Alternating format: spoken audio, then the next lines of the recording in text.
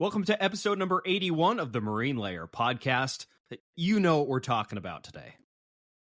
I'm going to try to sound positive for this part. Before we start the show, your reminder, follow the show, download our episodes, leave us a 5-star review if you're listening. Those reviews and downloads help us out a bunch. Watch us on YouTube, full video podcast, like, comment, subscribe over there, and check us out on social media, Instagram, TikTok, Twitter, YouTube Shorts, at Marine Layer Pod. Let's get it rolling. And we welcome you to this episode of the Marine Layer podcast, part of the Just Baseball Podcast Network, recording here on Saturday afternoon, December 9th. And the Shohei Ohtani sweepstakes are over. He has signed with the LA Dodgers. Cups of the rose. Should I put a music bed when I eventually edit this podcast here after we're done recording? Should I just put that under that? Should this whole episode just be the instrumental of Marvin's Room? Yes. Okay, listen, everybody. For everybody that's tried to give us a hard time on social media the last few days, of course, we never actually thought the Mariners were the single favorites to land Shohei Ohtani. But you know what? There's two things with this.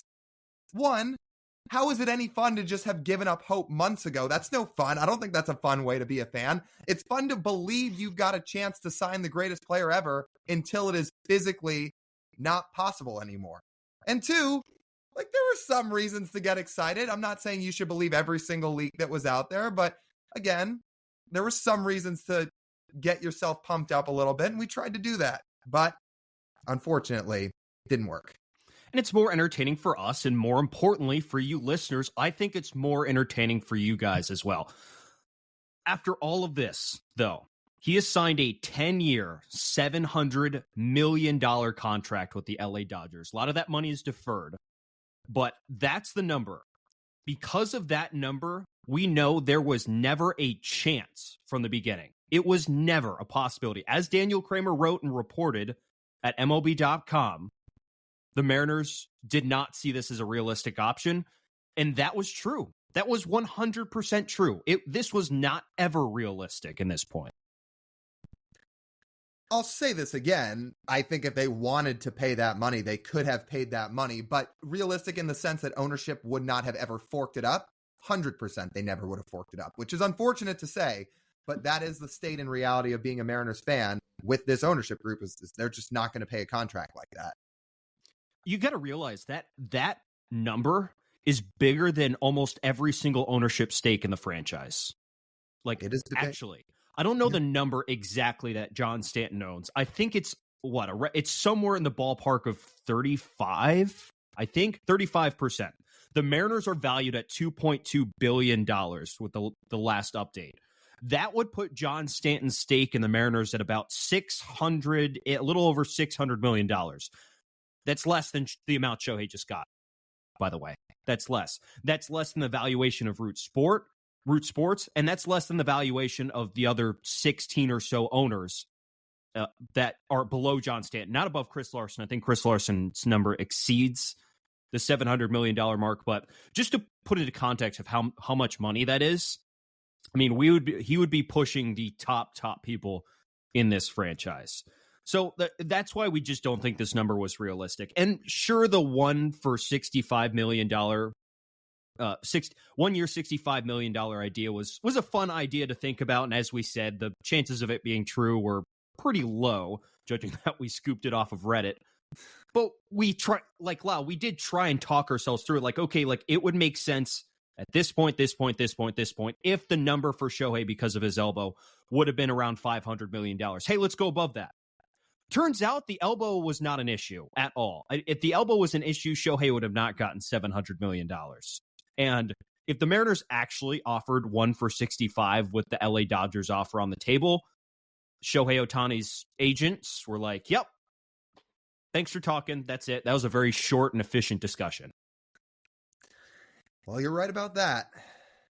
And this contract's going to pay for itself. That's what I keep coming back to. Yes, this is an absurdly high dollar figure that he's going to get. He's worth it, but he's going to get a ridiculous amount of money in this deal.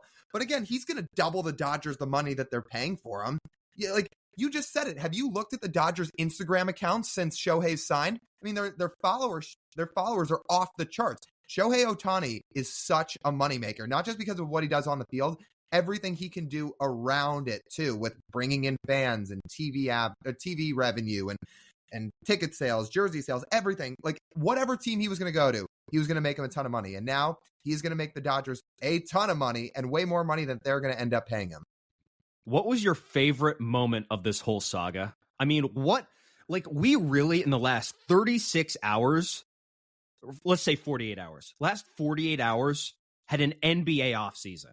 We have been begging Major League Baseball's offseason to be more entertaining. And finally, in the last 2 days, we got private jets being tracked. We had a Yusei Kikuchi reservation at a sushi restaurant in Toronto. We had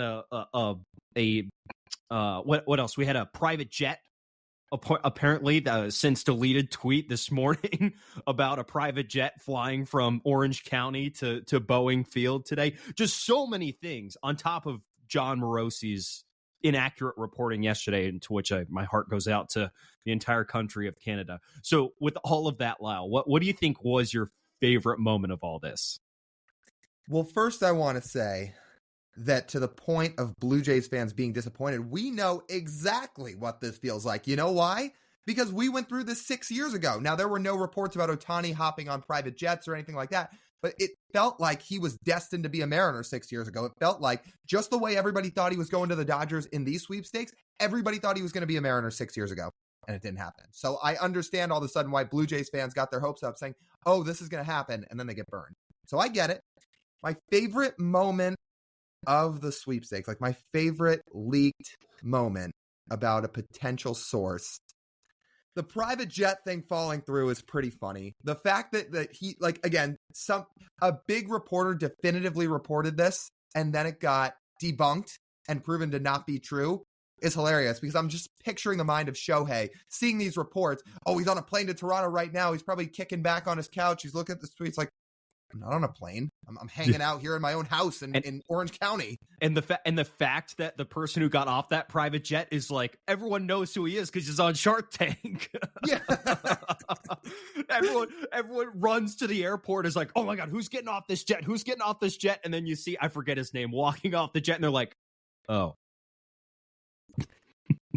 Here's the other part that I would answer your question with. And this one was not public. And maybe internally, this was part of the reason I got so excited.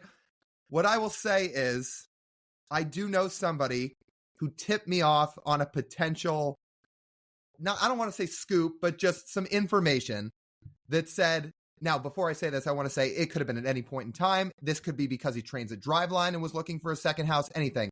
But we did get tipped off to some information saying, oh, I know somebody who had Shohei Ohtani have a realtor call our family about a potential house in the Seattle area. And I was like, oh, you're lying.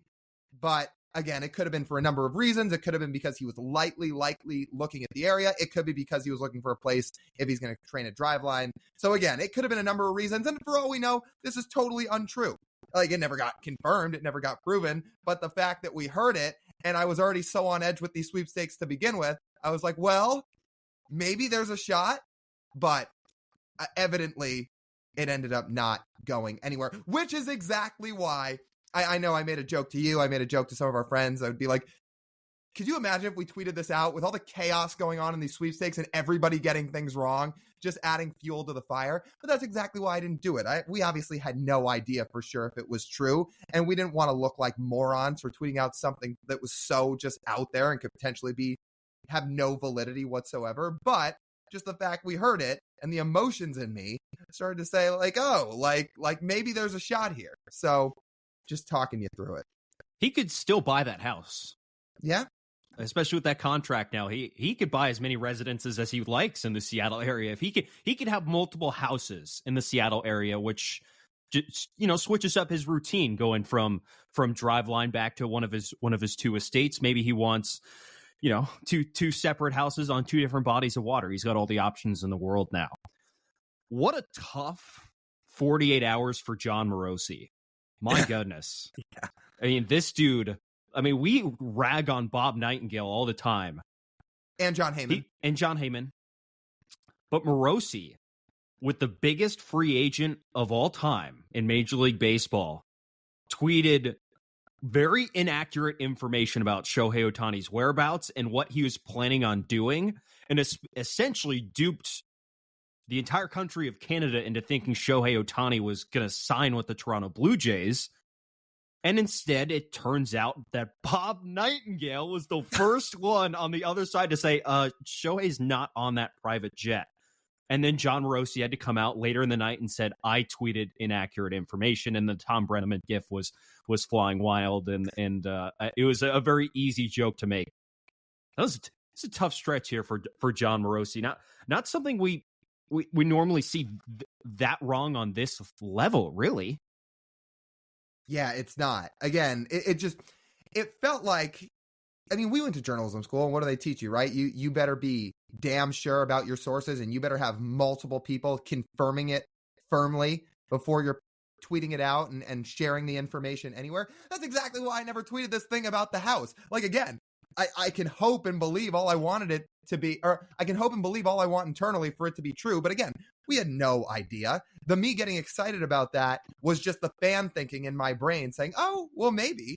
But if you're John Morosi and it's your job to report information, like, again, you would think you'd be absolutely sure, especially with something like this. If it was some mid-tier free agent and he was reporting things of that regard, like, it still would have gotten some attention if it was wrong, but nowhere near the level of Shohei Ohtani. Like, everybody knows the weight of the baseball world that they hold in their hands if they're going to go and tweet out potential information about where he may or may not be signing. So I figured when Morosi tweeted that, it had some real credit to it. But man, yeah, he not his best couple of days.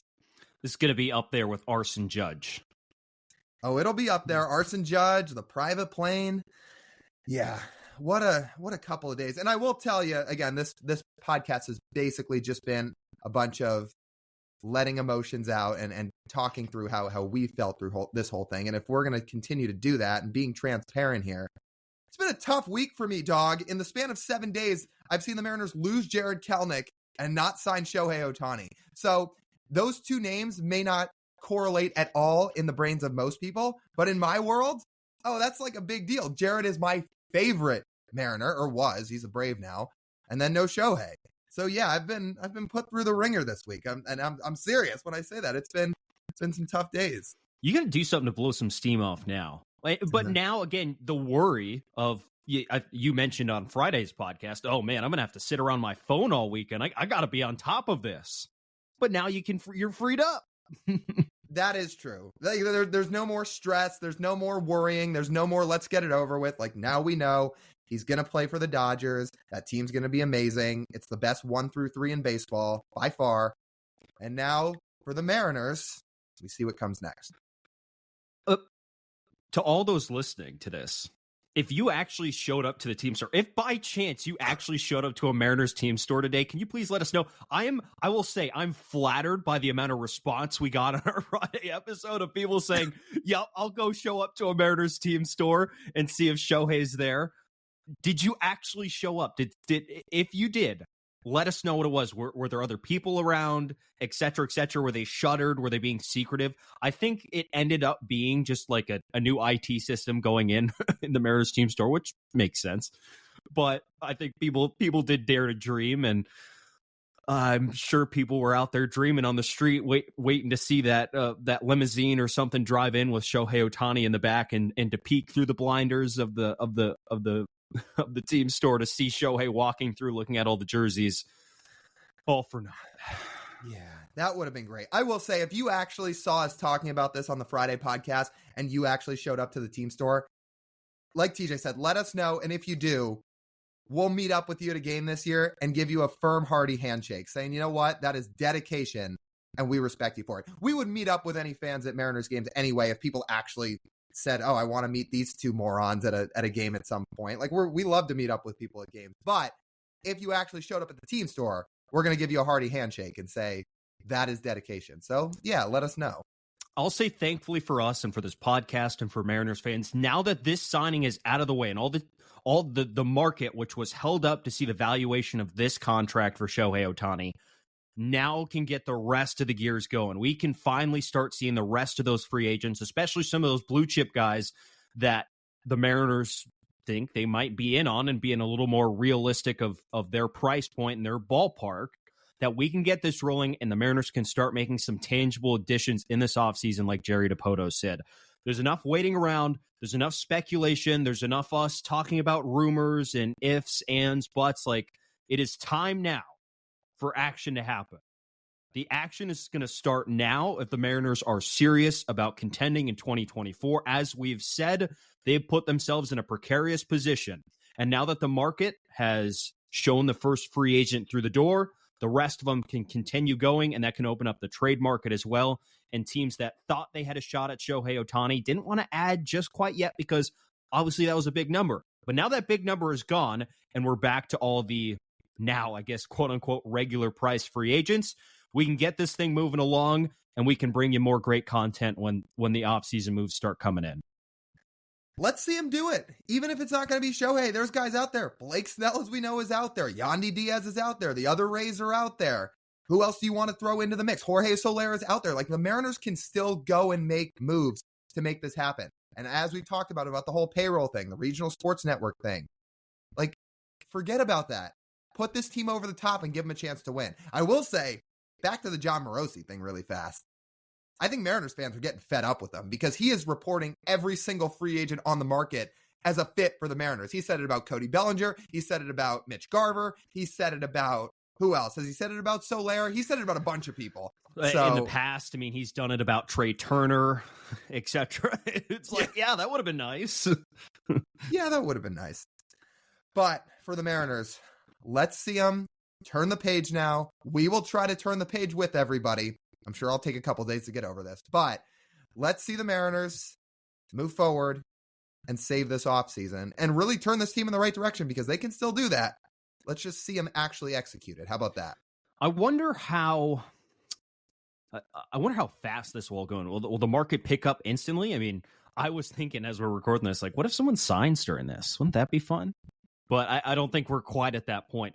I do hope the market picks up fast, though. I hope there are some pre-negotiated deals that if and but Shohei, now that is done, that it can get rolling now.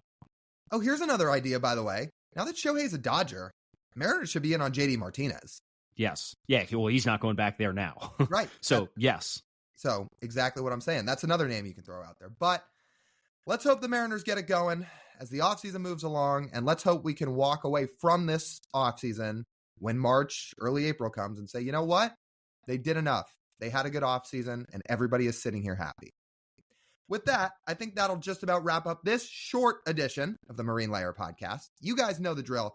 You want to listen to the full form podcast, you can do so wherever you listen on the audio side. If you do that, make sure to download, leave us a 5-star review, follow the show. The reviews and downloads help us out a ton.